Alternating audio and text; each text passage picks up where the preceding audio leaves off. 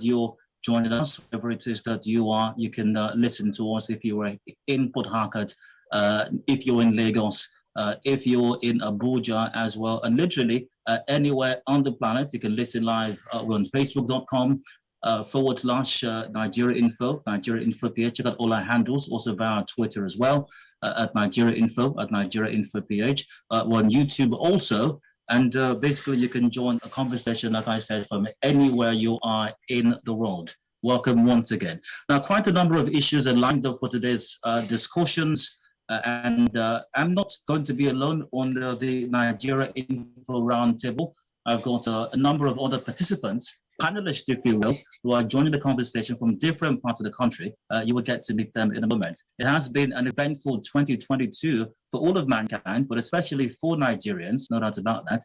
The world's still reeling from the aftermath of the COVID-19 pandemic and a couple of other issues as well. Let's not forget the Ukraine-Russian war, still affecting the price of everything, including even the price of Gary in Nigerian markets. Don't ask me how, but somehow he's doing that. So, like I said, some of these really crucial matters we're going to be attending to in the next 2 hours or so. If you have been following proceedings on the station, the Nigerian Info Roundtable commenced a couple of days ago in Lagos, throughout Lagos, Abuja, and Port Harcourt as well. And this is the final edition, reaching you here live from Port Harcourt. Now, here are a list of the matters we're going to be discussing on the Nigerian Info Roundtable today. We're going to be taking a look at three major issues, and this issue is the World Cup, Qatar 2022. Who doesn't love the World Cup? Even Americans who love sports using their hands couldn't help but watch the World Cup as well, and they caught the World Cup fever also. And of course, we love our football in Nigeria, not soccer, by the way. They're quite different. But we love our football, and the rest of the world does. It was quite fantastic, even though quite disappointingly, Nigeria did not make a feature at the Qatar World Cup, but it took nothing away from the excitement of the World Cup, even in Africa, even in Nigeria, especially as an African country, did something no other African country has done before. We get to that details of that in a moment. Also, we'll look at next year's general elections.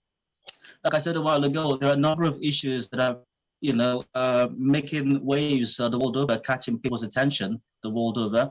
However, in Nigeria, one of arguably the most important thing or the most exciting thing that Nigerians are looking forward to is next year's general elections. And yes, it's another 4 years. It's time to go to the polls once again to elect for ourselves persons who are going to manage our affairs for the next 4 years. And that is something to look forward to. And I dare say Nigerians are not the only ones who are looking forward to this. I believe that in the rest of the world, they're looking to see how the elections will play out.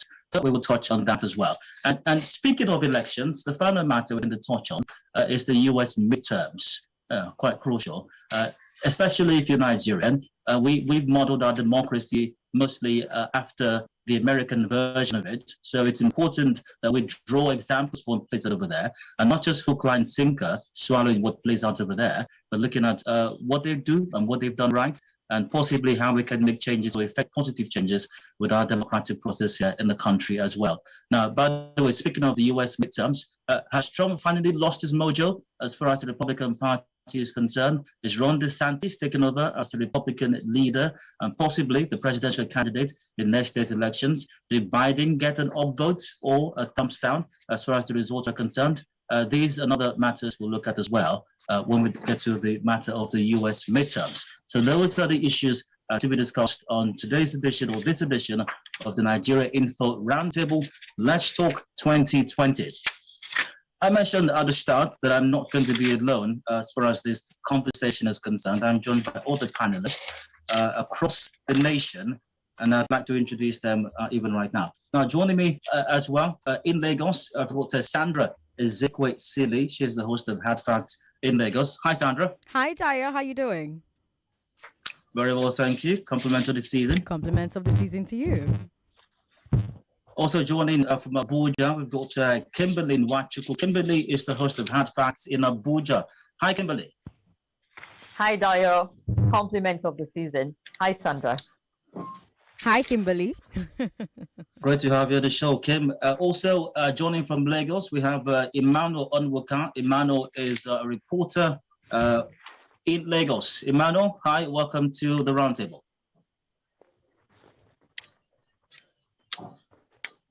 All right, Emmanuel Onwuka, I perceive will be joining us shortly for the conversation, but also a part of Thank you so much, Dayo. Can you hear me? Emmanuel, thank you for joining us. Thank you so much, Dayo. Absolutely.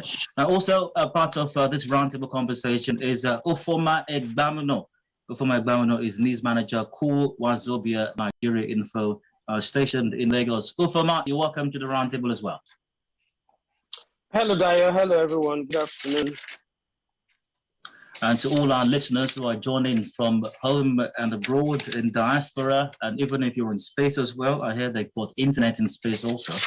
You're welcome to join the conversation. And you can also, besides listening, join the conversation. I will be giving out the social media platforms via which you can send us a comment and a question in the course of the conversation. But guys, let's get on with it then. As far as the roundtable is concerned, we start off with the World Cup, Qatar 2022. We looked forward to it. We talked about it. We anticipated. We hope Nigeria was going to be there, by the way. It did not happen. And we'll come to that shortly. Nigeria not taking part in the World Cup. Note that this is Qatar 2022 is arguably, if not the most exciting World Cup in the history of World Cups.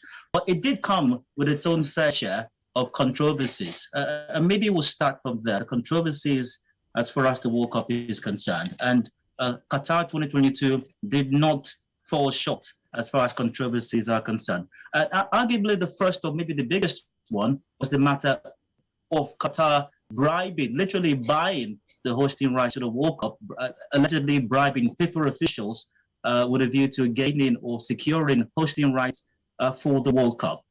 And possibly investigations are still going as far as that is concerned. I perceive we haven't had the last of that. Ufoma, I'd like to start with you for obvious reasons. For those who don't know why that's obvious, hopefully they'll get it before the end of the century. Did that in any way mark the World Cup? Did it change the World Cup in any way? Because the World Cup was adjusted because Qatar was hosting it, and the timetable was adjusted, even match schedules were adjusted. A number of things were adjusted because of this, and the whole matter, bribery, allegations of bribery allegation is a very big deal, especially on an international stage. And let's not forget, FIFA has been bedeviled by allegations of corruption for several years right now, which led to the shaming of Sepp Blatter, former president, even Michel Platini as well, of UEFA, and a host of others as also. Did it in any way taint the World Cup or mar it at all? Fortunately, I would say for the Qataris, it did just before the tournament started, because the conversations, before the tournament started was all about, the issues of bribery allegations, the issues of treatment of migrant workers, and all of that. But fortunately, if you're a Qatari or you have any affiliations with Qatar, I guess over the 30 days that we had the World Cup, perception changed, because what happened on the football pitch, was totally different from all of the logistics and corruption allegations. It was, I would say, in my opinion, I'm sure a lot of people believe this, the best World Cup I've seen in my lifetime. At least I've seen World Cup, a little bit of 1986. But properly from 1990, up until this time, I haven't seen a World Cup, that had all the drama, that we had at Qatar 2022. It was quite excellent. That is the football, the football and all the drama. But you honestly cannot rule away the issues of corruption allegations that bedeviled Qatar 2022. Actually, it was not just Qatar 2022. It was both Russia 2018 and Qatar 2022, because both World Cups were actually awarded, at the same time, and they were serious allegations, which, of course, like you said in your intro, led to the exit of Josep Blatter. It's not the first time we've had drama, dogging World Cup controversies. And it's not the first time. The 2006 World Cup, Sepp Blatter actually wanted it to be hosted by an African team, did all he could, to ensure that South Africa got it somehow. Germany managed to get it. There were also allegations of corruption. 1986 that Mexico hosted, there were allegations of corruption rather. Qatar did not actually get the best technical report, but somehow they got the nod, and quite a number of persons, especially Western nations, the USA and some European countries, really didn't find it funny. And if you find a way to get European or Western countries angry, well, they'll come at you, with everything they've got. And so that's why all of those digging went into place, and we saw some of the results. It led to why we have Gianni Infantino as president right now, because Blatter had to go. His friend, who was UEFA president at the time and could have been FIFA president, Michel Platini, also had to go, even though years after both of them have been cleared, from any wrongdoing. But the deed was already done. The deed being done there was them no longer being heads of these football organizations. From that angle, from also the angle of migrant workers, Qatar repeatedly says only 37 people died. But if you believe the reports from some of the news media organizations, there are well over 1,000 persons, who died as a result of not so great conditions out there in Qatar. We'll touch on the issue of, that definitely is one of the other controversies as far as the World Cup is concerned in Qatar. We'll touch on that in a moment. But I'd like to ask Kimberly this now. As far as Kimberly, still on the matter of allegations of bribery and corruption, especially on such a massive scale, does it raise questions of hypocrisy as far as the international community is concerned? Because we find that when certain countries or maybe certain persons or individuals, especially on an international scale, are accused of corruption, the backlash is huge. And yes, there was some backlash in this case, but it comes with humongous sanctions, even for the country involved. But it's Qatar, and like usually happens with countries of Arabian countries that have got humongous oil money, were able to let things slide, even when murder is involved, as happened with Saudi Arabia. So these certain hypocrisy here. I mean, the evidence is there. The fact was that people were indicted, people were prosecuted, some people even pleaded guilty. And in spite of that, Qatar was still allowed to host the World Cup nonetheless, in spite of some agitations that the right to host be taken from Qatar. So do you certainly, once again, any international hypocrisy here as far as fighting corruption and bribery, especially in an international state, is concerned? Hello, Kimberly, that's for you. Are you there, Kimberly?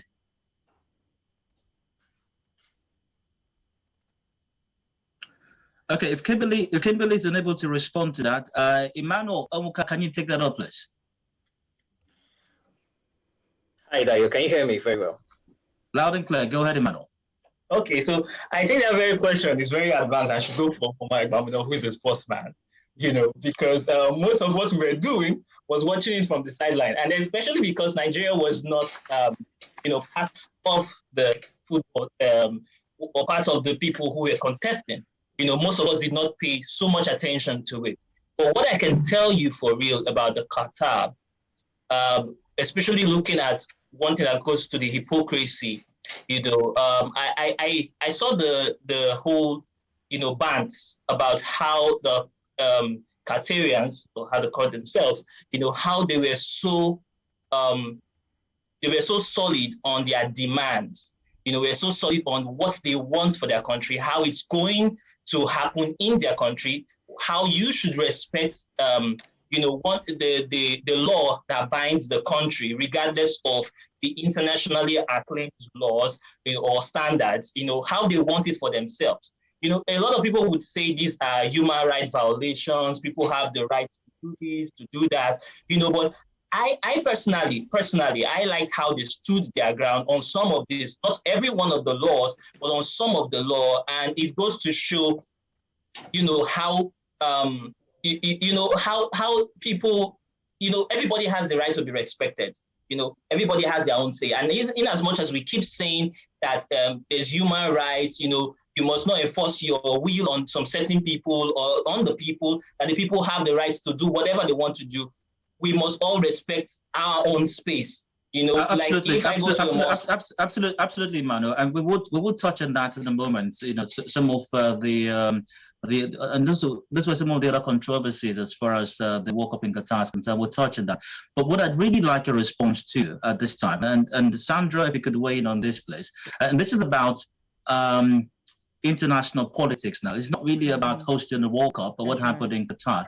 It's about what may be perceived as the international hypocrisy here, as far as bilateral relations and multilateral relations are concerned. You have somebody who does something somewhere, steals money, and then there are sanctions. Even whole countries are sanctioned. But here, the evidence is clear. Qatar bribed their way to hosting this, and yes, there was some backlash. The US was upset about it. I think the US even led the campaign against Blatter and all of that. But almost nothing, if anything at all, happened to Qatar. And I thought they said that the giver and the receiver of the bribe are guilty.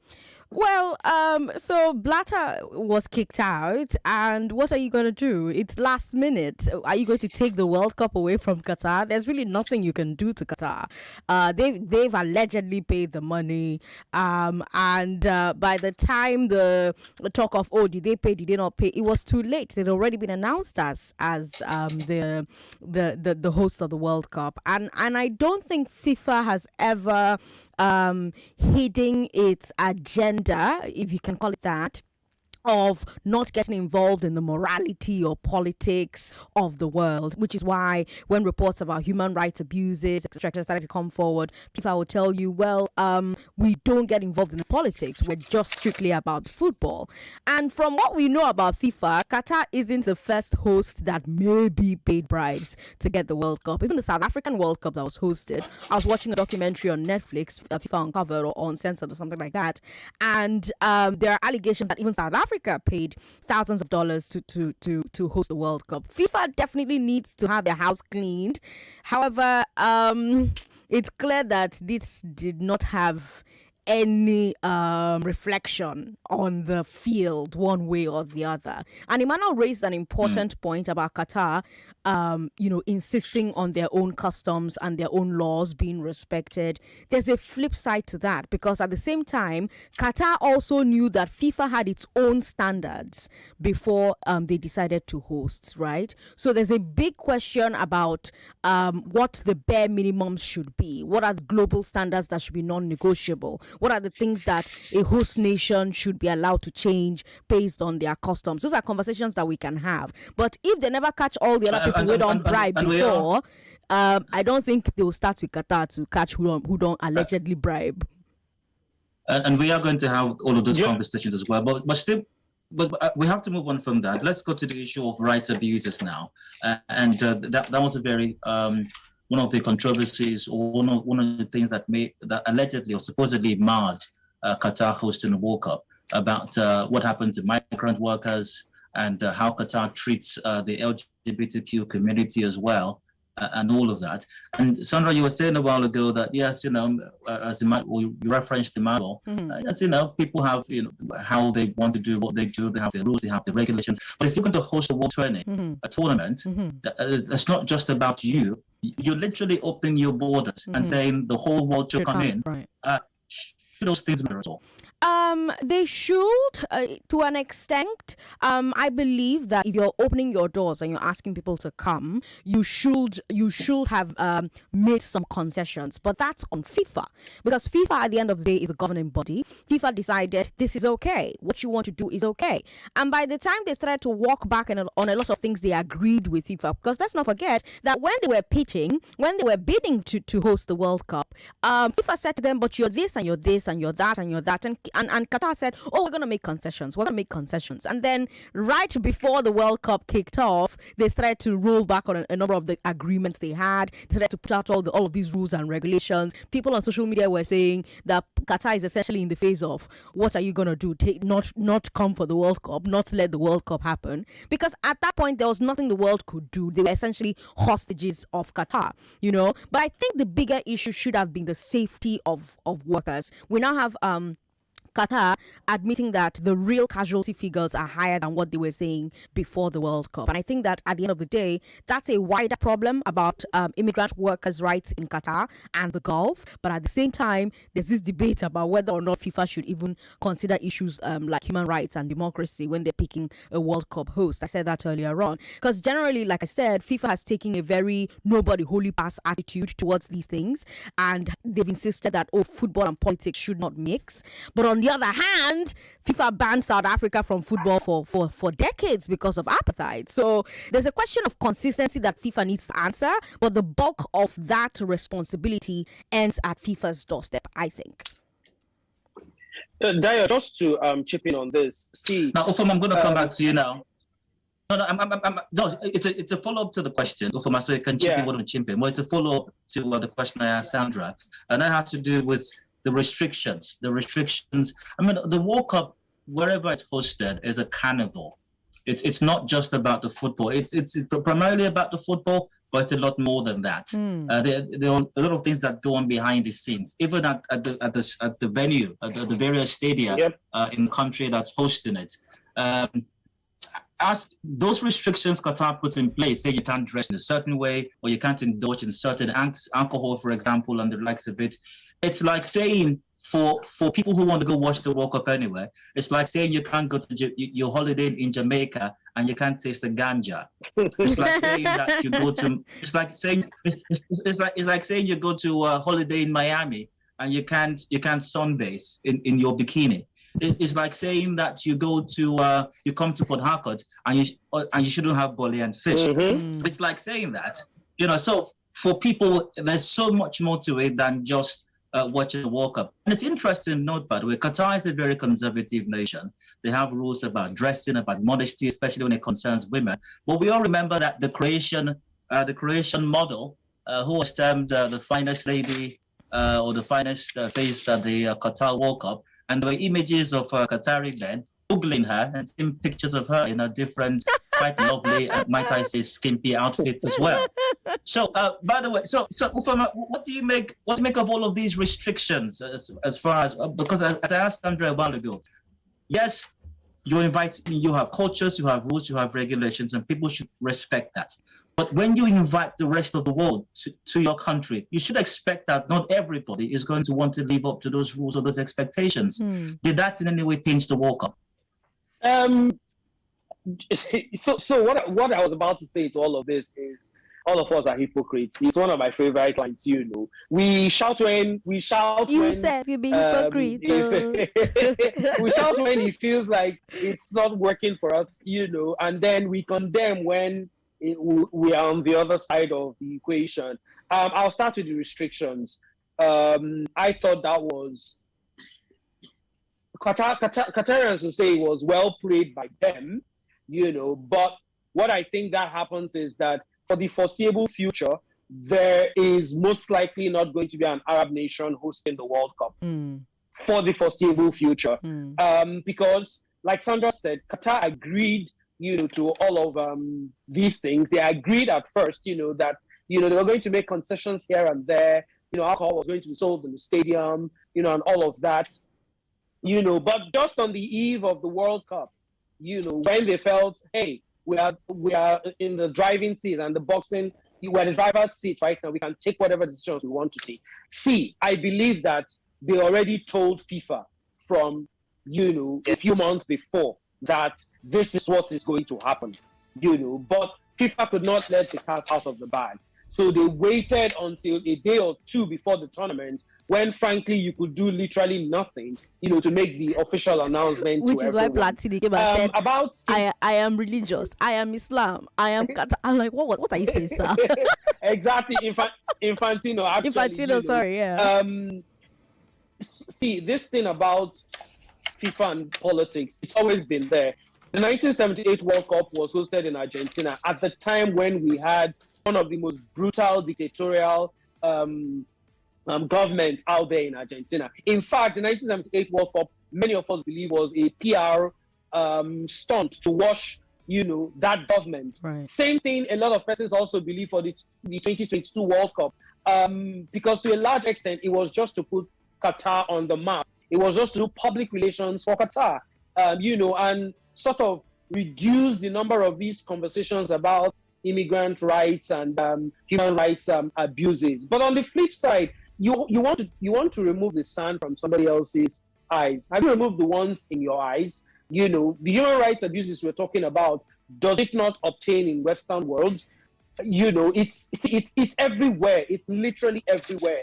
But for me, I just think that the one thing Qatar may have done to the Arab world is that the likelihood of a Morocco, because Morocco and Saudi Arabia are putting up a joint bid for the 2030 World Cup. The chances of that happening, Dio, I don't see it anytime soon, because a lot of the Western powers who think and remember that 12 years ago, Qatar agreed or made us believe that, there was going to be concessions. On the eve of the World Cup, they banned alcohol from the stadium. They banned a lot of things. As for dressing, at least for the 5 days or thereabout that I was in Doha, just before a month before the World Cup started, I didn't see that as an issue, especially in areas, farm parks, areas where tourists, were converged in. A lot of persons dressed as they wanted. Of course, you could literally see the difference between the locals and people, coming from outside, but it wasn't a problem. And for some of my friends who actually were at the World Cup and gave me some of the stories, it was literally not a problem. I mean, we saw women flashing in the stadiums. We saw exactly, we saw things. Exactly, you saw the Argentine women flashing whatever they were flashing. Yeah. If you didn't watch it, it's your cup of tea. So... I'm not going to say it on live family radio. We saw things. You saw the Croatian, beautiful lady that even the Qatarians themselves were staring at. The same persons who thought that it was not great. I thought it was a great World Cup, irrespective of the few restrictions here. And the only problem I think I have, is the possible cover-up. Sandra just mentioned that now they're admitting, the numbers a lot higher. I remember at the conference, myself and Sandra were at a month before, these issues popped up, and the officials vehemently denied a couple of those things. In fact, on record, exactly, they said it was just 37 persons on record, that were affected. But we know, from other independent reports, there were over 1,000. So we can't write all of those things away. But trust me, it's been a problem everywhere, not just Qatar. No, in spite of some of the low points and the controversies as far as the World Cup in Qatar is concerned, there were many high points. There were many things, many positives about it that we will not forget in a very long time. Let's start with the Moroccan fairy tale story, going all the way. Doing something no African country has ever done before. And I'd like to start with Kimberly on this. Kimberly, are you back on, Kimberly? Yes, I am, and I hope everyone can hear me this time. Absolutely. So Morocco went all the way to the semi-final of the World Cup, the first African country to do that. I'd like to ask you, how, in your estimation, how significant is that? And for some persons who held on to the fairy tale, I did, by the way, I held on to the fairy tale that somehow, some way, Morocco would beat France in the semi-final, make it all the way to the final, and possibly, miraculously, even bring the World Cup home to Mother Africa. That did not happen, though. But was that a far-fetched fairy tale, in your opinion? And Morocco winning the Morocco making it to the semi-final, how significant is that? All right, pretty significant. I recall tweeting the day they were meant to play, and I think I was rooting for Mercy. And then someone replied to my tweet and said, "Oh, that's not patriotic. We should be Africa United." I am still rooting that Morocco is going to beat France. Morocco is not an African country. Exactly. Come on. We had that controversy on social media where one of the players was saying, all right, this is for, Moroccans, it's for Muslims, it's for Arabs.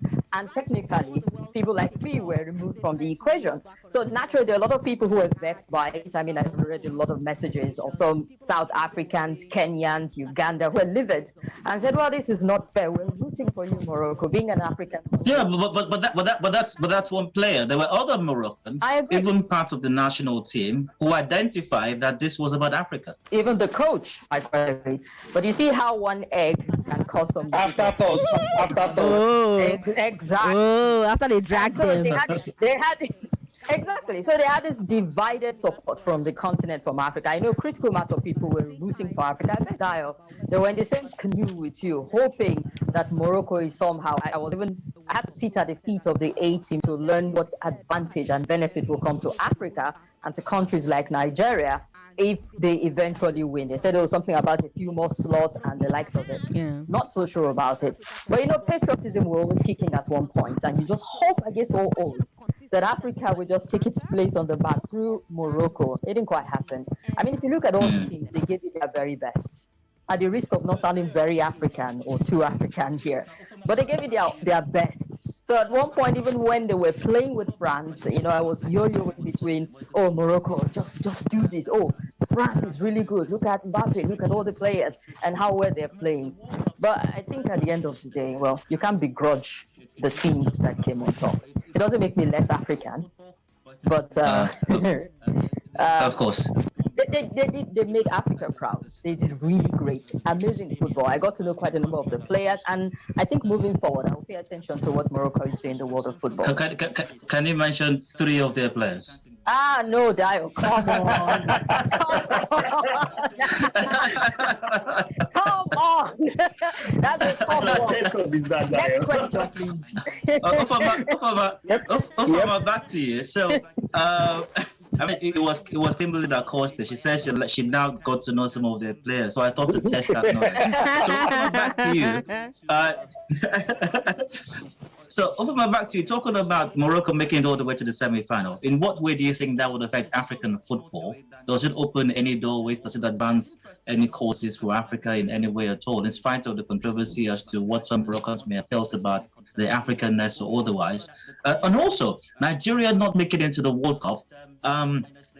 Do you think Nigeria would have put up as impressive a performance as Morocco did if we had gone? Let me start from the second part of the question. No, Nigeria would not have. I like to be very honest. I don't want to sound like a certain former NFF president, who was asking questions about bilateral relations.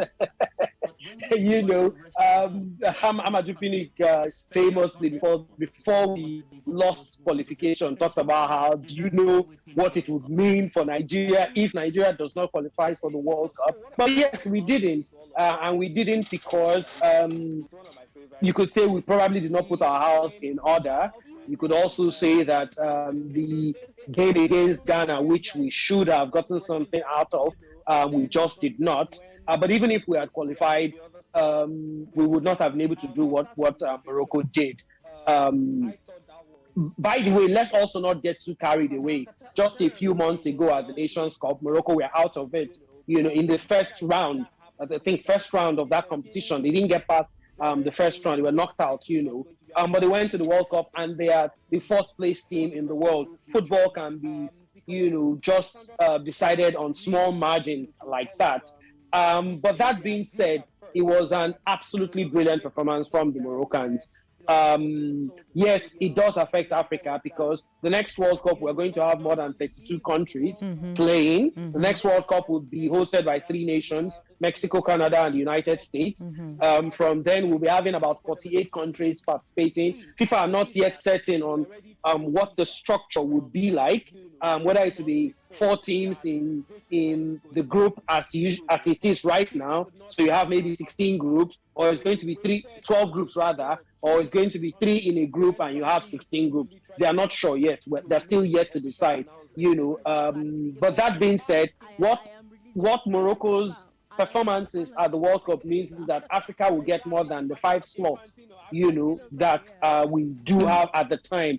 Nigeria's performance in 1994 and Cameroon's performance in 1990, was what also led to an expansion. What led to Africa getting more slots in 1998 when the World Cup was expanded from 24 teams to 32 teams. So Africa got 2 extra slots as a result of Cameroon's performances at Italia 90 and Nigeria's performance at USA 94. So Morocco's performance in 2022 would give Africa extra slots. We don't know how many yet, which makes it it makes it better for us as Nigerians. Now, here is one of the repercussions of Nigeria not qualifying for the World Cup. Nigeria Info did not make as much money as we would have made, from covering the World Cup. That's how it trickles down. More companies would have identified with the Super Eagles if we had been there, and of course that means more money into the station, and what that also means is more money for the sports team. I would have loved to see Michael Okoye. I'm a part of. Thankfully, I'm a part of that sports team. I would have made a little more money, But seriously speaking, though, there were quite a number of brands who. Let me speak for myself now. I was literally talking to a brand who were ready to have a 6 weeks, 5-minute show on Nigeria Info Lagos and Nigeria Info Port Harcourt. Imagine having that amount of chance, how much it was going to come off. But as soon as the Super Eagles failed to qualify in that game against Ghana, well, all that conversations ended. That's how much it trickles. Well, I think besides what Nigerian Food may have made, it was a downtime for broadcast media or even print media generally. Exactly. And exactly. The multiply effect as well. Even entertainment outlets, bars, lounges would have made more money as well. True that. To watch the game. True. At least for those 3 matches, guaranteed. The multiply effect for the economy. But yes, the multiplier effect for the economy will have been humongous, and we lost out on that. Hopefully, in the next 4 years, we're a part of it. But still on the World Cup, and we have to wrap up the World Cup discussion shortly. But I can't help but touch on this. And Emmanuel, are you still there? Yes, I'm here. Emmanuel. Okay, Emmanuel, great. And I guess everyone may have seen this. There was something trending on social media for a while. There was a question asked as to what would happen. I don't remember exactly how the question went, but something like what would happen if Nigeria hosted the World Cup. And I saw some of the most hilarious responses. Some unbelievable responses. And the memes were incredible as well. Yes, spot on. What did you make of that, Emmanuel? Emmanuel, what did you make of that? If it was Nigerians putting down Nigerians, come on. I think they were just being honest because you see, all of those things they said, they were relatable. They were things we know could possibly happen in Nigeria, even though some of them were hypothetical, but we know that there were possibly things that could happen in Nigeria. It was funny. It was a very big cruise, to relieve us of the stress and of the, the pain that we were not parts of the, football teams at the World Cup. But it was a very great relief to a lot of Nigerians, seeing that Argentina. What was the funniest one thing? And just to reassure us that they still hear me when it concerns Nigeria. Yeah, what was the funniest one that you saw as to what would happen if Nigeria hosted the World Cup? Can you hear me, Dai?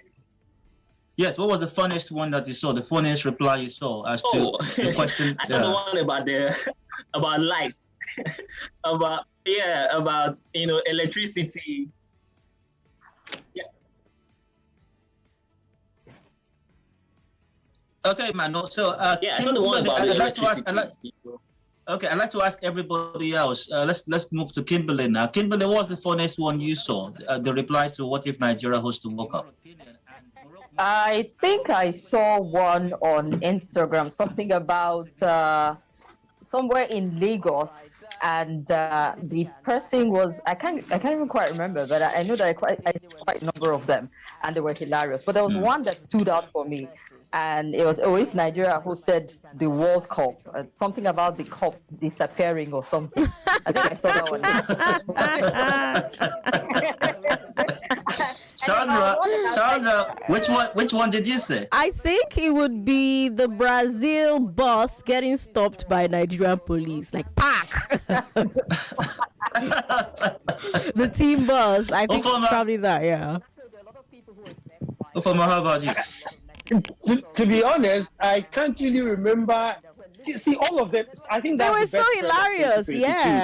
2022. Yeah. If you haven't seen that thread, please go check it out on Twitter. It is the best thread of 2022. But I think for me, the one that I readily can remember now is, I think it was Neymar. They said Neymar in the center of the pitch where they're trying to dribble past someone, and then the light goes off. Pepper takes light, and everywhere is in darkness or something like that. It was pretty. Almost all of them were pretty hilarious. Like Nigerians have a way of getting stress relieved, and it was fun. It was fun seeing all of it. There is so much to talk about the World Cup, really, and I think we really need to move on to the general elections. But I still have to ask you this about the World Cup. Maybe that will be the final thing before we move on. The matter of the greatest of all time, the controversy. Who the GOAT is? Who is the GOAT? Now, I think Messi has shut it down. As regards. I think there are two major issues here as far as the GOAT is concerned. The first one is between Messi and Ronaldo, who's the GOAT. And then the second part of it is who is the greatest? The GOAT of all GOATs. The greatest of all the GOATest of all the GOATs. Pele is the greatest of all the GOATs. Sandra, the two questions very quickly. Messi, Ronaldo, and then the greatest of all. So Messi, because Messi has all the trophies now and Ronaldo doesn't. Pele is the greatest of the greatest. And come on, we have to give it to him. The man just died. Yeah. We're not giving it Just because he just died? Yeah. But away from the fact that he just died, he was also phenomenal. Come on, 3 times. It's not been, he was phenomenal. So, yeah, him, definitely. And I bet Emmanuel, your response to that, Messi, Ronaldo, and then the greatest of all time. I think it's Messi. I think it's Messi. Throughout the World Cup, I was rooting for Mbappe. I won't lie. Same here. He was like the incoming GOAT. Yeah. And I saw him, doing the magic at the final day. But, all of a sudden, I saw the whole flip back. And I just had to stick and give the respect to who respect is due. Yes. Messi, and I agree. All tongue shall confess. Okay. Ofoma, to you now. Messi, Ronaldo, who is the GOAT and who is the greatest of all time? I'm most likely going to annoy a lot of persons right now, but you know me, I don't care. I always say it how I think it is. You come to studio, we'll beat you up. To be very honest, if you take away bias and if you take away your love for maybe a particular person, there ought not to have been an argument between Cristiano Ronaldo and Lionel Messi. I'm sorry. There should not have been an argument at all if you've literally watched this. Because Messi is better, football. Yeah? Yeah, you're right. There shouldn't have been an argument. But, somehow Cristiano Ronaldo forced, this argument because, he just could not lay low. He kept winning things. He was the leader of the Real Madrid side that won 3 UEFA Champions League in a row. And then he won. Don't analyze this, Ofoma. Just give a response. All right, I will try. Lionel Messi and Ronaldo, there's one winner. I've said it already. It's Lionel Messi. There's not even an argument in that one. But for the greatest of all times, I put up something earlier this morning. I said it was great that Pele died now. And so we're getting to see a lot of stories and a lot of things about Pele. Heck, I was not born when the man retired from football.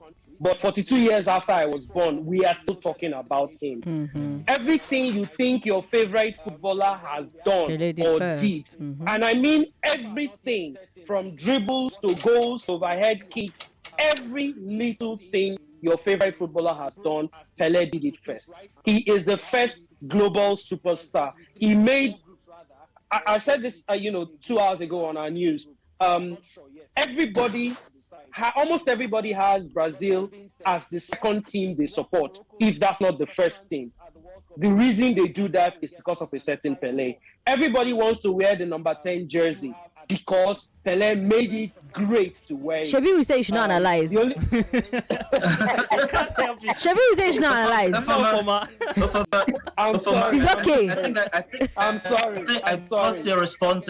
I got your response already from. Let's go to Kimberly now. Kimberly, Messi, Ronaldo, and who's the greatest of all? I thought they all wore Argentina t-shirt because of Maradona, but now I hear from a former that is Brazil because of Pele. Greatest of all the greatest of all time is Pele. And I used to follow Ronaldo on social media because I quite fancy him and I think he's a bit more interesting person. You fancy him, eh? Yeah, I know. I never really followed Messi on social media. There's just always something about Ronaldo. But hey, Messi boring on social media, don't worry. Messi just wants to Who play was the ball. royal now He's after the focused. World Cup? Messi, so I give it to Messi. So it's Messi, yeah. All right, and I believe that we all collectively as well deeply empathize and send our condolences to all Brazilians at this time and all football lovers the world over, as the football community, which I believe spans the entire world, has lost Pelé, or Edson Arantes do Nascimento, known by his nickname, the redemption of football, Joy. The only footballer to have won the World Cup 3 times, by the way. It will be a long time to come, I perceive, before any footballer is record. I hope passed away yesterday, December 29, after a brief illness, and he was hospitalized for some time. Really wait time for the future, next week it will be. Now, from there, we move on to the next matter of discussion, and that has to do with next stage elections. The World Cup has come and gone. The excitement is gone. We are back to reality now. Elections are coming next year. Let's talk about that, guys. And let's start with the agency or the commission that start with organizing these elections and ensuring that it's a success. We're talking about the Independent National Electoral Commission, INEC. Let's talk about INEC's preparedness for a bit. Now, with the introduction of BVAS, INEC's insistence on electronic transmission of results, which, by the way, the National Assembly tried to fight, but kudos to INEC, they stuck with their guns, and that happened eventually. The new electoral law, INEC insisting it's ready to take on the responsibility of conducting the elections. I'd like to start with Sandra on this. Are you convinced, Sandra, with all these things that I just mentioned, the BVAS, electronic transmission, all we're ready, all we're set, all we're good to go, nothing will go wrong? Are you convinced by INEC's strong posturing that really they've got everything under wraps and they're good to go as far as next year's elections are concerned? Well, Dayo, in the last 6 months, we've seen them in action in Ekiti and in Oshun, and so far, so good. Nigerians seem very happy with the way the technology has worked. Some politicians are complaining, but that's what politicians do. In fact, we've even heard some of them say that the tech should not be used in February because it has not been tested properly. And I'm like, sir, we used it in Osun State, and we used it in Anambra, and we used it in Ekiti, and it worked very well there. So I think as far as the tech is concerned, INEC has shown us some data that they've got that under control. Now, as far as other things like the collection of PVCs and voter registration itself are concerned, INEC has gotten a lot of flack. There's been a lot of anger about the deadlines. INEC has been forced to extend them. And whenever government is running an exercise like this, you always have this battle over deadlines. We saw it with NIN SIM integration. We saw it with BVN registration. We saw it with the original SIM registration. We've seen it so many times, right? And whenever this thing comes up, you have those who blame the public. They say, oh, the problem is that Nigerians like to do things very last minute. Then it gets hard. There's a crowd. But on the other hand, you have those who say, look, government should adjust to the people. So, for example, we know that Nigerians will always do things at the last minute. Why can't government plan for that? Why can't government deploy more resources at the last minute? The past few days, I've been getting reports from Etiosa local government. Incidentally, that's the local government where we have Nigeria Info FM. And lots of people who have been trying to go and pick up their PVCs at Etiosa local government have been having quite the hard time with it. Because the crowd is a lot. There's not enough INEC staff on ground to do it. And then those who who you have on ground are so grossly incompetent, they are extending a process that should be pretty straightforward. So you have that happening, and then you have not enough of a feedback mechanism so that INEC can be on the matter as quickly as possible, right? So you have that happening. And then you have people who are also complaining about children who are on the voter register. INEC said that they were going to remove millions of names from the voter register because they failed to do in-person capture and other issues like that. INEC was on Nigeria Info in Lagos over and over, and they said, oh, we're doing our best to reach out to voters, we're doing our best to reach out to stakeholders so that people can come and help us clean the register. But we're seeing that we're still having this same problem. So as far as the tech is concerned, INEC seems ready to give us credible elections in 2023. But as far as the people within INEC is concerned, I am concerned. I'm going to phrase it like that, because you have the organs at the top who seem to want to do the right thing, who seem to want to give us credible elections, who have done all the legwork to give us actual credible elections, but they're working with humans. They're working with Nigerians, and some of these Nigerians don't take their work as seriously. Not every Nigerian takes their work as seriously as the next person. And if we have that happen on the actual election day, we could be in trouble. But as far as the tech is concerned, I'm very confident in INEC's ability to conduct free and fair elections next year. All right, Kimberly, I'd like for you to respond to the next question and see how to do with INEC's preparedness. I mean, one of the things one of INEC's responsibilities is to ensure that voters are registered to vote, and not just registered, but they actually have their PVCs as well. That means they are enabled to register. The issue of registration and getting PVCs have been a somewhat contentious one for quite some time right now, with INEC suspending what was called a continuous voters registration exercise. And many folks wonder why something that's deemed continuous has to be suspended at all, and that it should have continued. People should be able to continue registering for it. And then the slight delay in the issuance of the PVCs, or did I say slight delay? I meant very long delay in the issuance of the PVCs as well.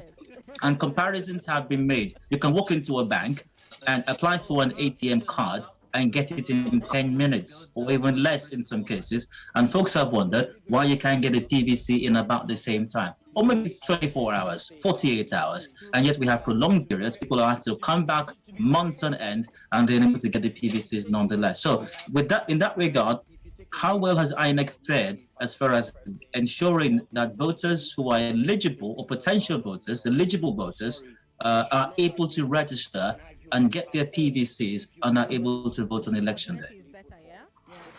Now I'm going to speak on different fronts, given the fact that I think 2 days back I had a conversation and I was reminding Nigerians, go collect your PVC. And there were quite a number of people who registered their frustration with, oh, I went there, I queued up for hours and I was told to come back in January. I just feel like they didn't search properly enough. And we were talking about the hassle that you have to go through to get certain things done. I cited an example with how I went 3 days or 4 days to even register for my CVR. And I know the trouble I went through to get my permanent voter's card. So it's always a hassle, and it shouldn't be. There are a lot of people who are complaining. And if you notice, just towards the end of the registration process, there was some sort of mad rush. Everyone, particularly after the primaries, it just felt like, oh, Nigerians had a choice beyond rock, hard place. There was something in between. And so we saw a lot of people who were energized by the fact that they had a bit more options go out to register. And the challenge with getting to register this number of people last minute was overwhelming on the part of INEC, and you could see frustration from Nigerians also, enough for this case to be taken to court, like you rightly pointed out, Dio. And they forced the hand of INEC to extend it, which they did. And I know that if Nigerians could, they would have forced the hand of INEC to extend it to 24 hours before election day, because if you call it a continuous voter registration, the minute I turn 18, I should be able to conveniently walk into an INEC office and register. And even if it's too much to ask that you send it to me via night posts, but at least it should be convenient enough for me to go to the closest INEC office and pick it up. But that's a luxury we can afford at the moment in Nigeria. I totally understand where we are. There are also, the victim of the system that we're still planning to perfect in Nigeria. But INEC has said on so many fronts and so many times. I've listened to the Information Commission, I've listened to Mr. Festus Okoye speak on this, and he will give that assurances and try to assuage fears of Nigerians about the credibility of the election.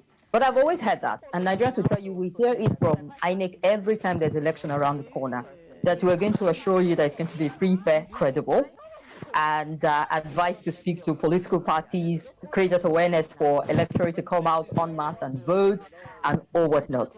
Sometimes, most times, we get a bit of issues around the election, either pre-election violence, election day, or post.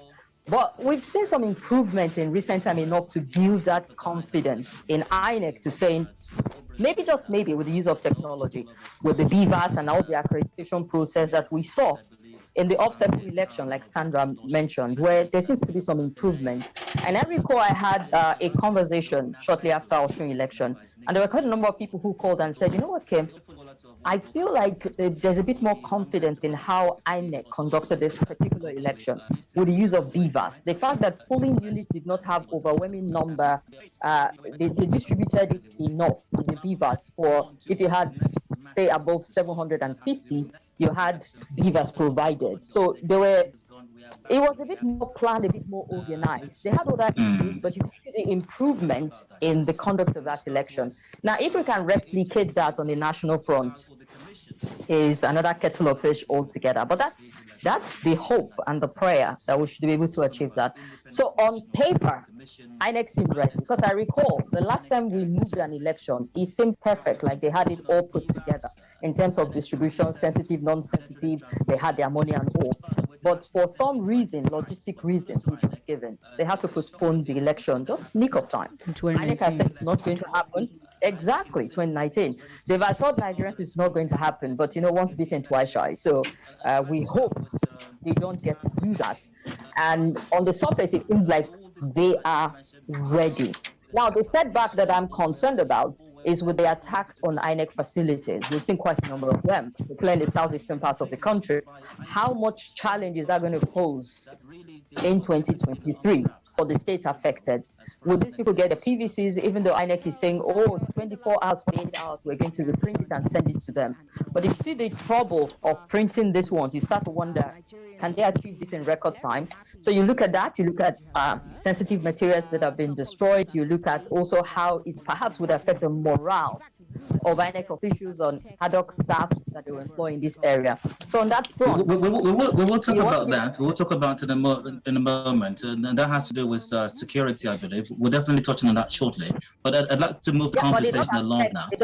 It does affect how ready they are at that point in time. Absolutely. Because it's a back of the point. Absolutely, it does. As far as the elections are concerned, I mean, there are several factors here. INEC, the regulator, if you will, is obviously very crucial. But another crucial part of the elections, and very crucial to any election for that matter, or any democratic process, is the people, the electorate themselves. Now, one of the challenges with the electorate in Nigeria over the years has been a penchant for voter apathy, if you will. A lot of Nigerians are simply disillusioned, disenchanted, if you will, with the entire democratic or electoral process. And it's not uncommon to hear the average Nigerian express extreme pessimism as far as the conduct of any election in Nigeria is concerned. And you probably hear comments like, they've decided what they want to do already. Which vote will count? My vote will not count. Why should I bother myself? They already know who's going to win the election. So Emmanuel, I'd like to ask you this. Besides your work in the studio or in the newsroom, you go about, you're a reporter, you feel the pulse of the people on the streets out there, maybe the trenches as well. What are the feelers like out there? What are Nigerians saying as regards the coming elections? Are they optimistic? Have they changed their mindset? Are they expectant? Are they positive about next year's general elections? Okay, so different from every other election, there's some form of positivity, in a 2020 general elections, to be honest. We saw a lot more registrations, that move to show that a lot of more persons are reconsidering, these things and trying to say, okay, maybe this can work. Maybe we can actually make a change this time. Maybe things would just be a little bit different if we just register and personally follow through and cast our vote in the 2023 elections. So yes, there's that form of positivity, but at the same time, people are making plan Bs. There's a lot of plan Bs. People are making moves to leave the country because they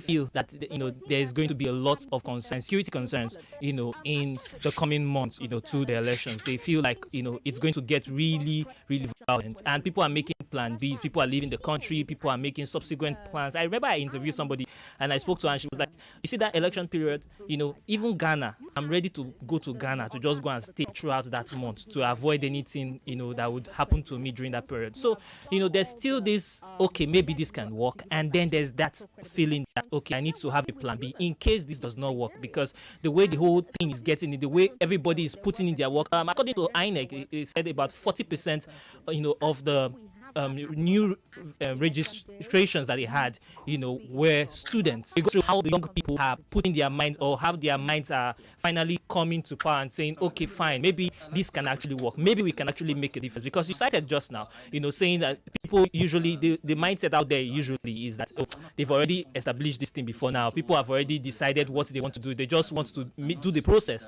so I look like, okay, they are just being fair. But we know these things. So I think that mindset is shifting. But my only concern, my biggest concern is this. During the time when we're having this registration, especially when we had 50% of students, registering for their PVCs, it was when ASU was on strike.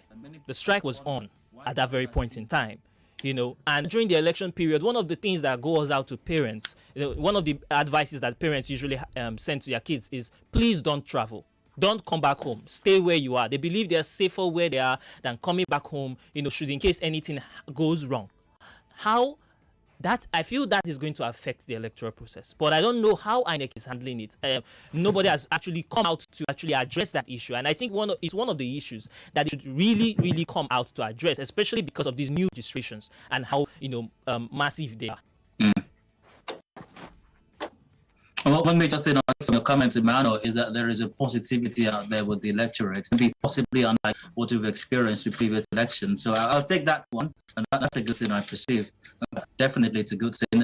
Now to another class of group of persons that are quite critical to elections anywhere in the world. In Nigeria, we refer to them as gladiators, honorables and excellencies. Yes, they are definitely gearing up for the elections as well. I'm asking you this now. From your standpoint, how prepared?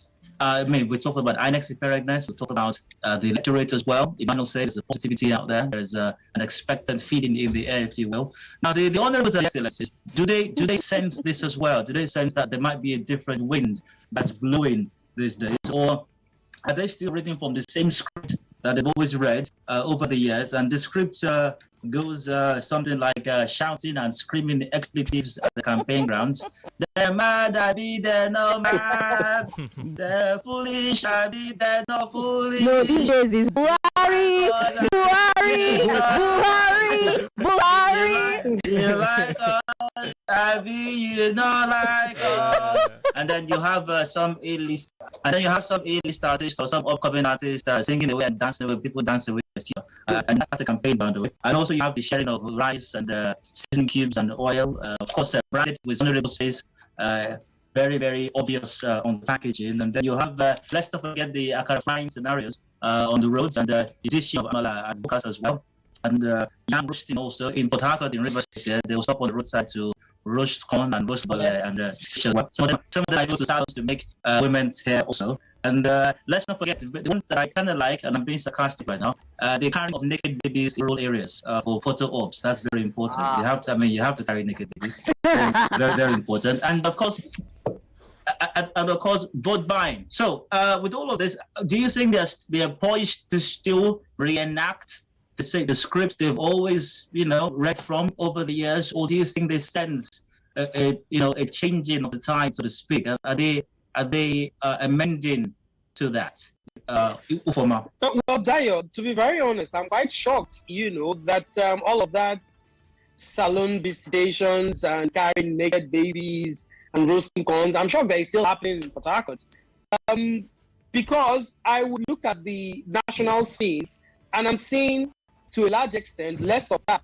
I'm not sure I've seen any of the presidential candidates, roasting corn, or doing all of that nonsense.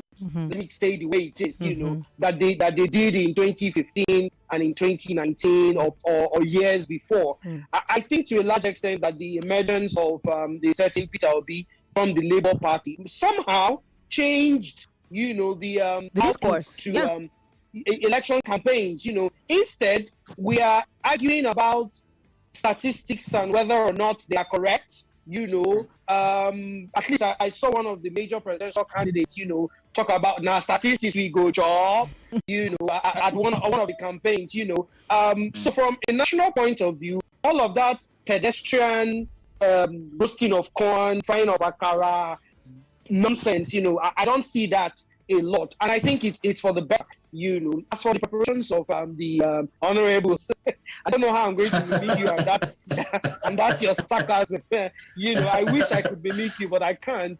I think a lot of them, some of them, are beginning to see handwriting on the wall. If you noticed from I think July or thereabout, I think it was after the Oshun elections, yes, after the Oshun elections, when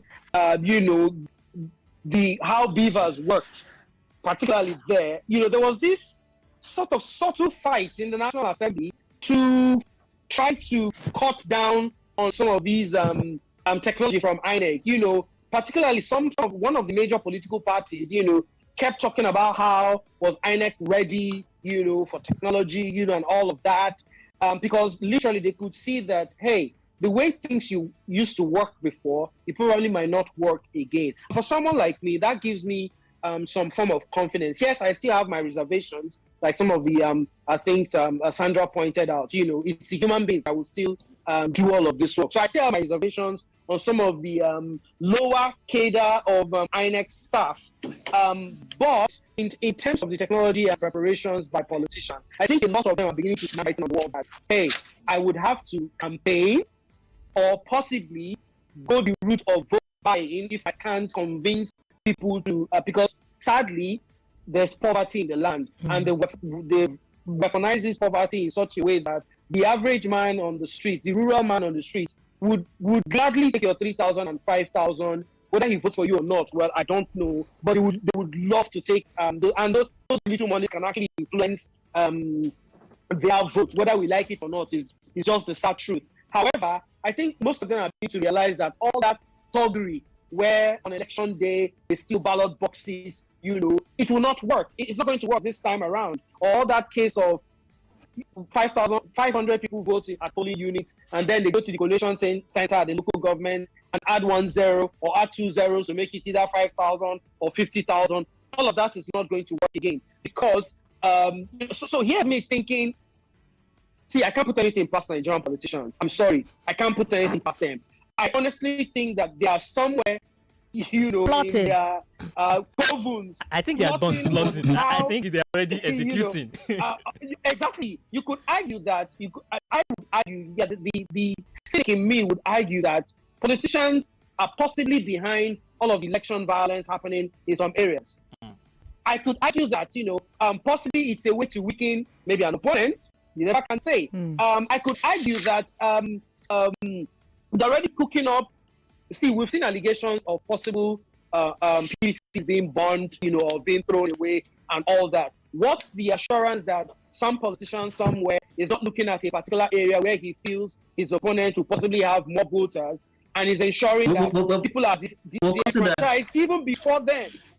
So we'll touch on that shortly. But something interesting you talked about as well is the issue of, if I can't come up with the figures, if I don't know data, if I can't come up with a clear blueprint, if I can identify what the issues are and prefer logical sounding solutions to them, maybe I look at the issue of vote buying. But Kimberly, speaking of vote buying, INEC, the CBN rather, has come up with some policy lately. Withdrawal limits, and let's also remember we have new currency notes. The naira has been redesigned as well.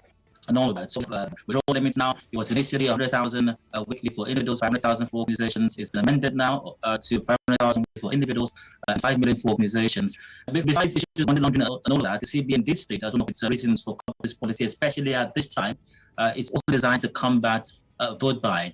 No doubt some of these gladiators, honorables and excellencies have stashed up huge resources of naira notes in the septic tanks, overhead tanks. We hear sometimes even at burial grounds and spare rooms and bathrooms and the rest of that. So to what extent would this CBN policy affect the issue of vote buying, and how critical is addressing that as far as the elections are concerned?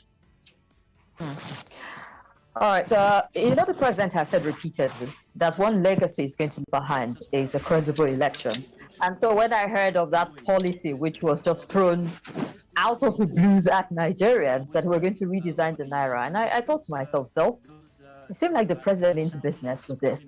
Because if you're redesigning and you're telling people, okay, run to the banks and deposit the old monies you have because they will become just mere papers, no longer legal tender after a certain period. Before the election, it's indicative that indeed we're trying to manage monies in circulation ahead of the election.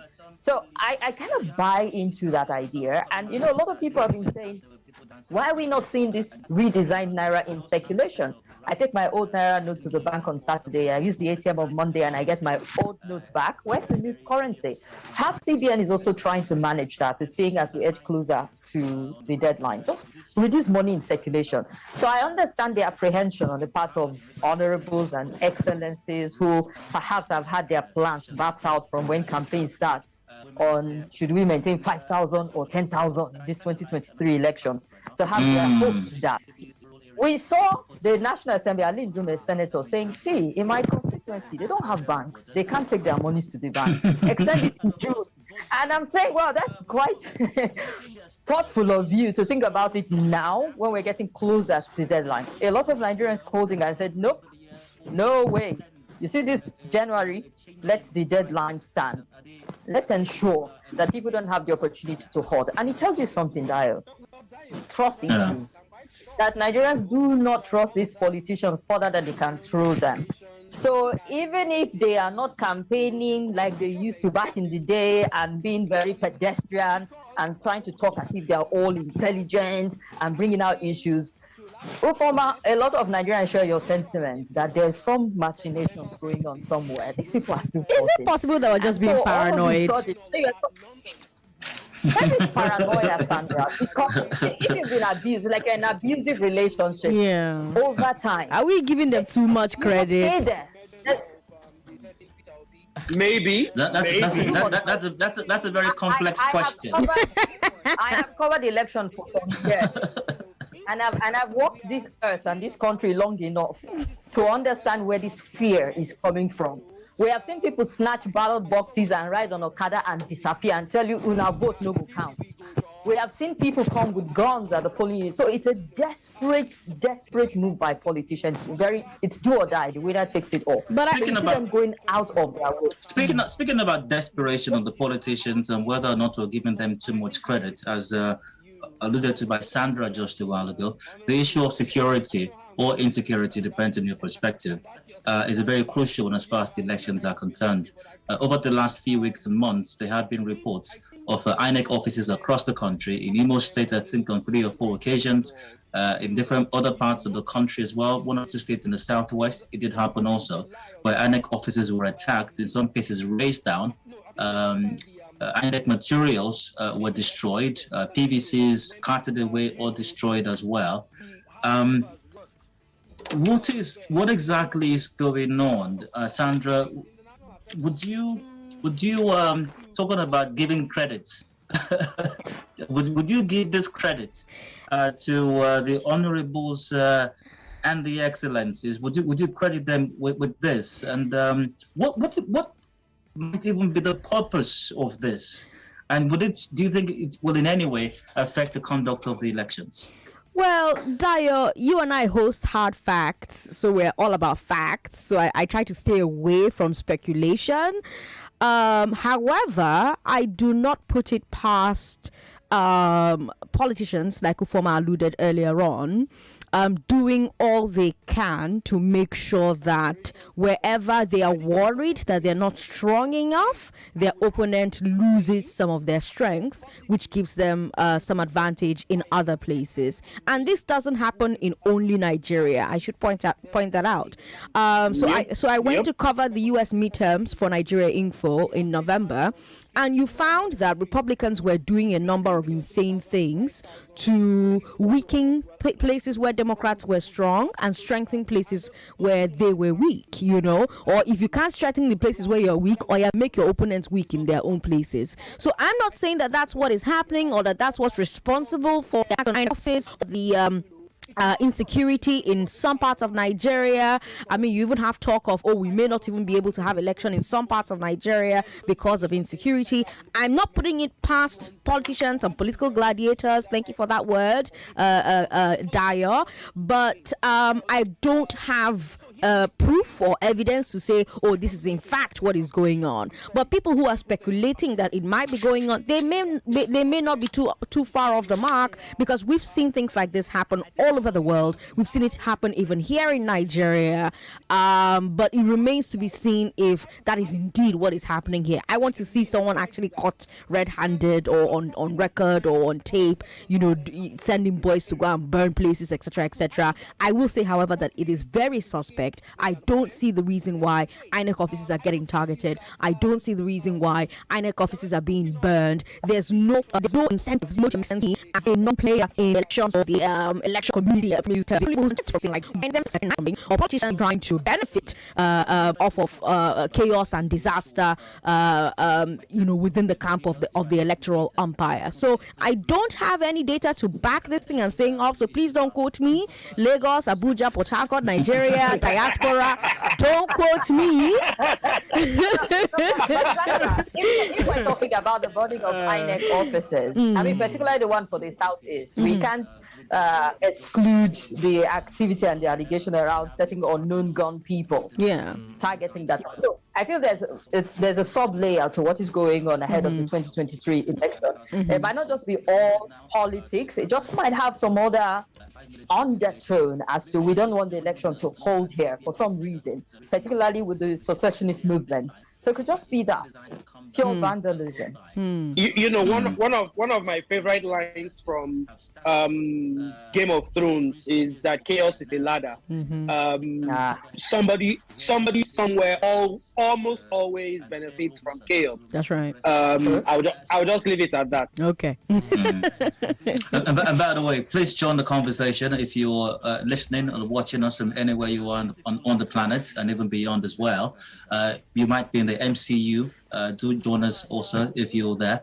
And remember, you can do so via Facebook, facebook.com/Nigeria Info PH, also via Twitter @Nigeria Info PH, YouTube as well, Nigeria Info PH, or you can send a WhatsApp message via 0809 030 Hopefully I can touch on a few comments before we wrap up the conversation. Now, away from next year's general elections, let's move on to the final matter lined up for today's discussion. The president of the party occupying the White House. Now, Sandra, you covered the midterms, so I'll start with you this time around. Okay. The Republican Party narrowly took over the House. So Nancy Pelosi's reign, for example, in the House has finally come to an end, albeit somewhat reluctantly.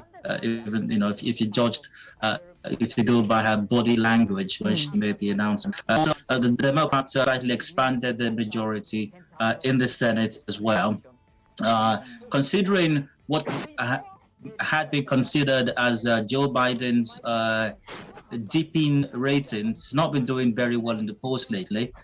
Analysts had predicted a red wave of sorts. It was presumed that the Republican Party was going to sweep the House, was going to sweep the Senate, take full control of Congress, and make Biden's life a living hell as far as the second half of his presidency is concerned. However, that did not happen. Now, what does this mean especially for the Biden presidency? Because once again, he wasn't doing great in the polls. hence the prediction of a red wave. The red wave did not happen, even though the Republicans, got a slight majority in the House, but the Democrats were still able to hold on to the Senate and even increased the stronghold in the Senate. Was this in any way a validation of Biden's presidency, or were other things involved here? Yes, it was a validation of Biden's candidacy, or Biden's administration, his first term, his first run, because, like you said, the president's party, Dayo, almost always loses the midterms. A lot of times they end up losing both houses. So for the Democrats to retain the Senate and even gain an extra seat, Biden has grounds to claim a victory here. In fact, we're even suddenly seeing him talking about a second term. And I think the one thing that the elections, both from 2015 and 2016, and now the midterms in 2022 have shown us about the US in particular, is that the pollsters maybe have lost the plot. But I will say, by the way, to bring it back to Nigeria, I like that Nigerians are finally talking about polls. I love that so much, by the way. But back to America, it does look like the pollsters are not taking into account younger people who are not talking to anybody on the phone, who would prefer to text, who would prefer to fill forms on social media, Twitter, Facebook, etc., etc. No one's talking to those people. And younger voters, Gen Z, younger millennials, they were mostly responsible for stopping the red wave on its path. So we saw that, and we also saw a rejection of some of what the Republicans have been preaching for a while. It's not a shock that these elections happened after the Republicans attempted to topple the U.S. government on January 6th. It's not a surprise that this is happening after they overturned Roe. It's not a surprise that some Republicans, actually, some Republicans. It's not a surprise. Not all of them.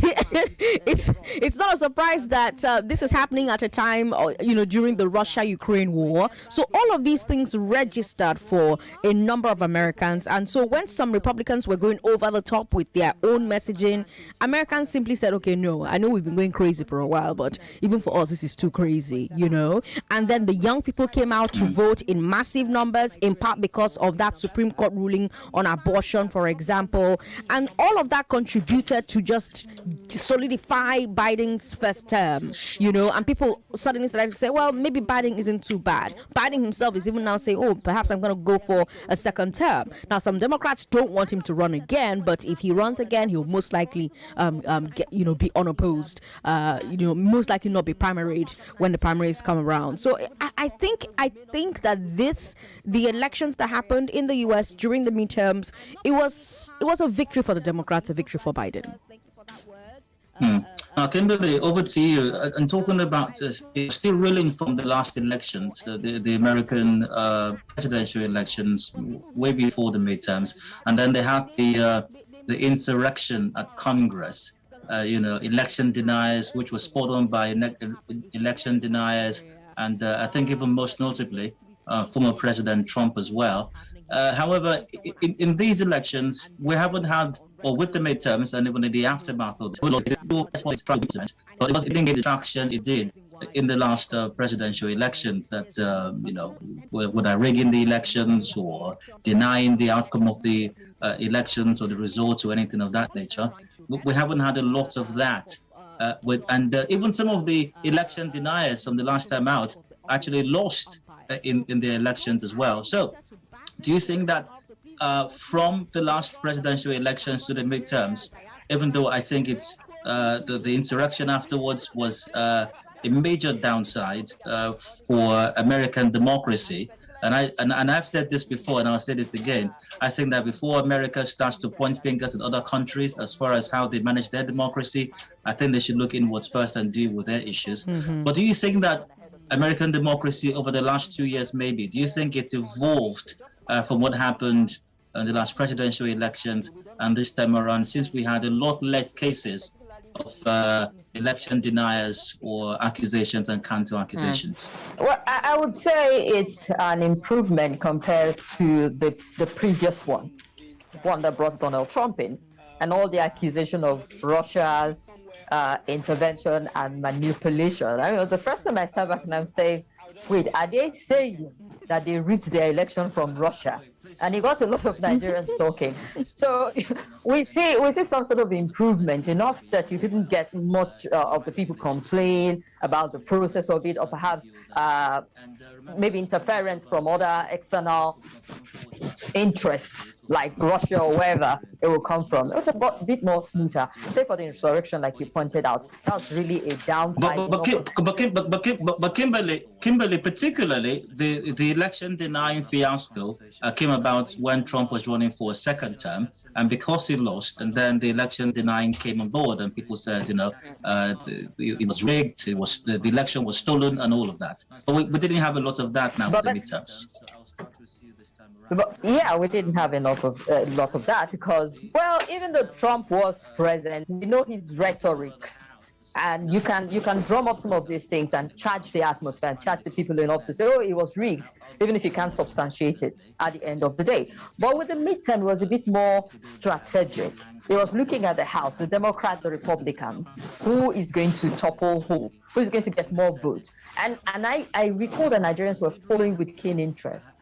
Are we going to have the Republicans dominate the seats in the House of Reps and the Senate? Or is it going to be the Democrats? You asked the question, it was a thumbs up for Joe Biden. I think Joe Biden himself was really excited for it, to hear the outcome of it, because it would have sealed his fate if somehow the Republicans took, the larger chunk of the cake at the end of the day. So it was a bit more strategic. It was a bit more who gets the House and how it will favor whatever bills and whatever policy it would want to. So yeah, it was a smoother process, in my opinion. All right, now, Ufoma, I'd like you to take on this next question. Now, whilst the midterms are usually a test of popularity, if you will, for the incumbent American president, in some ways, I perceive, and I believe others as well, that this was also a test for former President Trump, who I believe is trying to make a comeback to the White House. A lot of the candidates that were backed by Trump in the Republican Party lost the elections, most notably Herschel Walker. Why he ran is still beyond me, really. Kelly Shibaka, Blake Masters, and a host of others that were backed by Trump. And they secured the ticket of the Republican Party because of the Trump influence.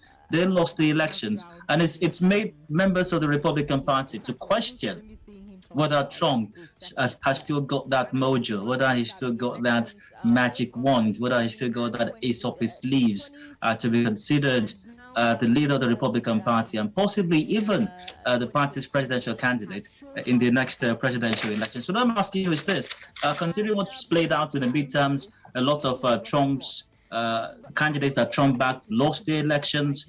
Has Trump lost his mojo? And do you think his biggest rival in the Republican Party, Ron DeSantis, might be on the way to maybe just claiming the position of leader of the Republican Party and maybe even snatching that ticket away from Trump and becoming the party's presidential candidate in the next elections?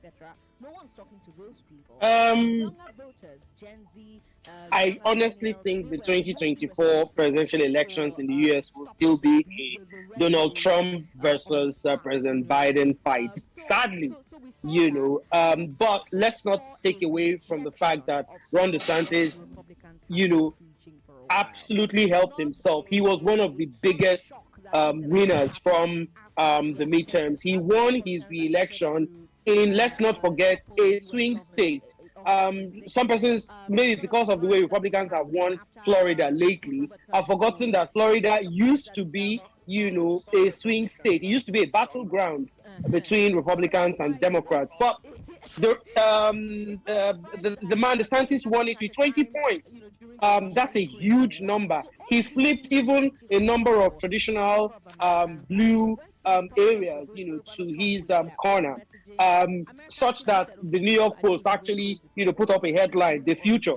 That's what they called him. So he's looked at as the possible future of the Republican Party. However, Donald Trump still has a huge chokehold, on the Republican Party.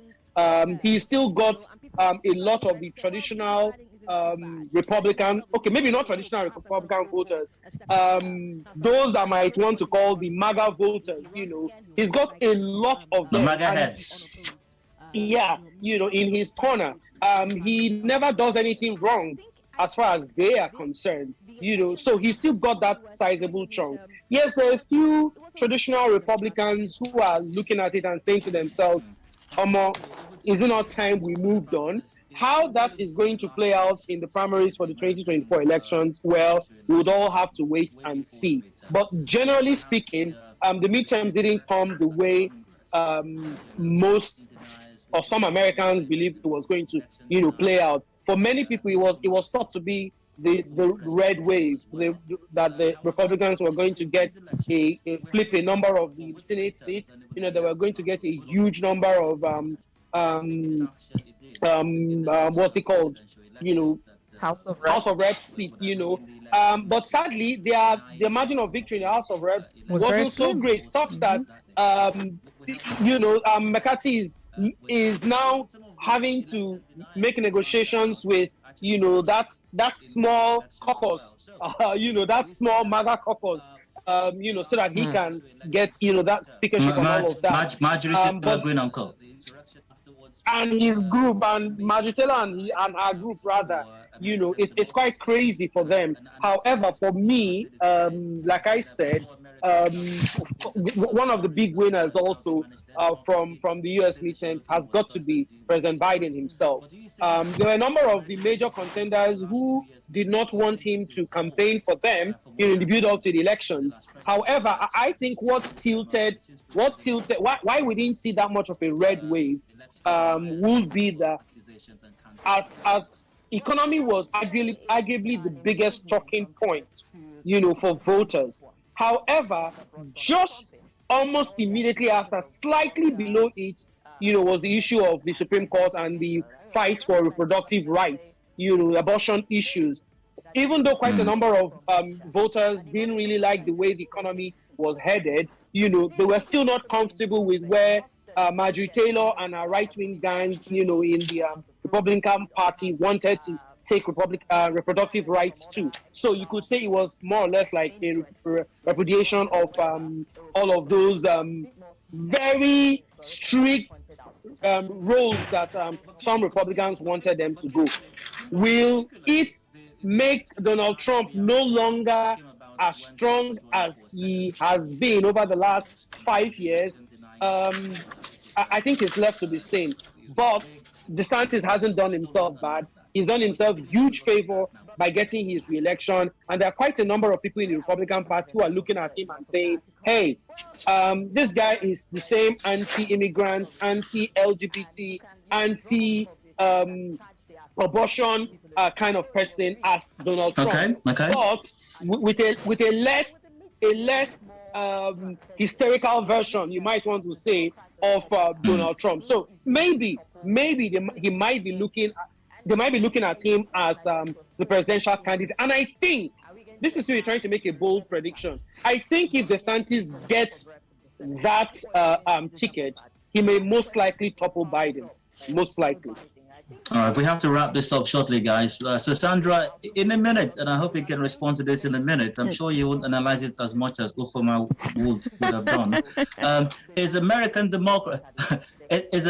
democracy still the bastion and the example to the rest of the world that we have been told and made to believe over the years? That's a tough question, Adayo. That's a tough question because I instinctively want to say no, but I also want to say yes. So it's a yes and no answer from me.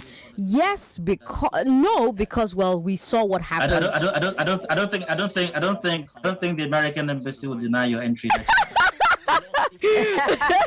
I've even said it to their face. So here's the thing, right? No, because we saw what happened January 6th. We've seen the strong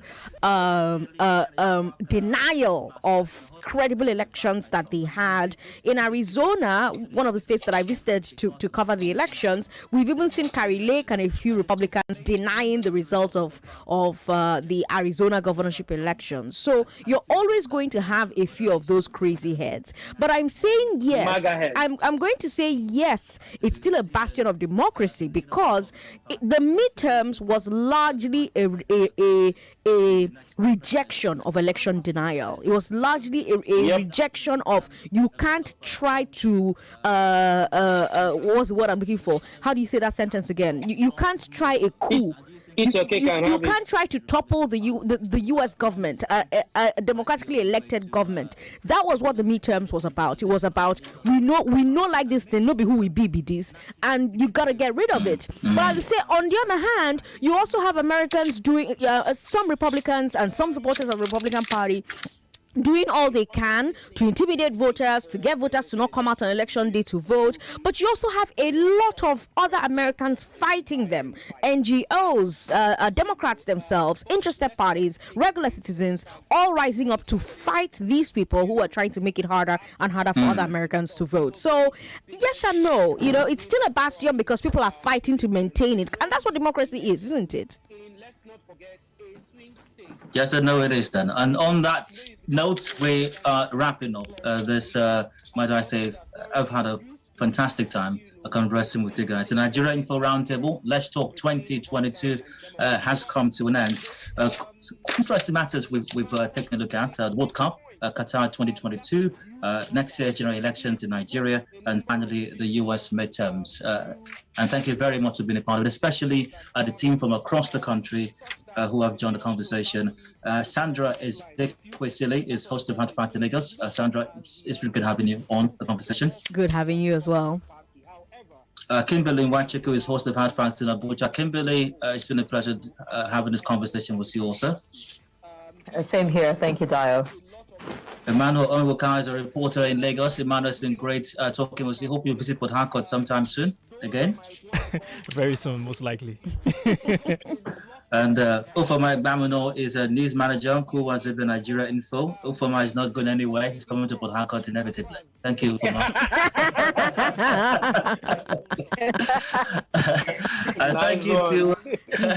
thank you to everyone as well. Thank you to the entire team, the technical crew, the digital crew. Lots of people behind the scenes have worked enormously to make this happen. Thank you so much, guys. And thank you too as well for listening in, for watching and leaving your comments. Keep the conversation on going. Apologies we couldn't touch on your comments, but keep the conversation going via our social media pages, Facebook, Twitter, and YouTube. Until the next Nigeria Info Roundtable, I'm Adid Dayakin.